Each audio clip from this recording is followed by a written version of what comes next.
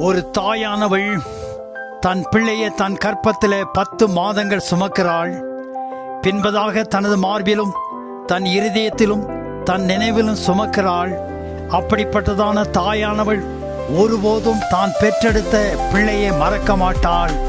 இந்நாட்களிலே நாம் செய்தியின் வாயிலாக கேள்விப்படுகிற வண்ணமாக பெற்ற தாயே தன் பிள்ளையை மறந்தாலும் ஆண்டவர் சொல்லுகிறார், தாயானவள் தன் கற்பத்தின் பிள்ளைக்கு இறங்காமல் தன் பாலகனை மறப்பாளோ?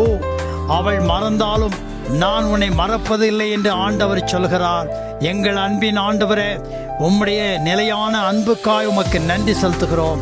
நம்முடைய கர்த்தராகிய இயேசு கிறிஸ்துவின் கிருபையும் பிதாவுடைய அன்பும் பரிசுத்த ஆவியானுடைய ஐக்கியமும் சந்தோஷமும் சமாதானமும் நம் அனைவரோடும் இன்றும் என்றும் சதா காலம் இருப்பதாக.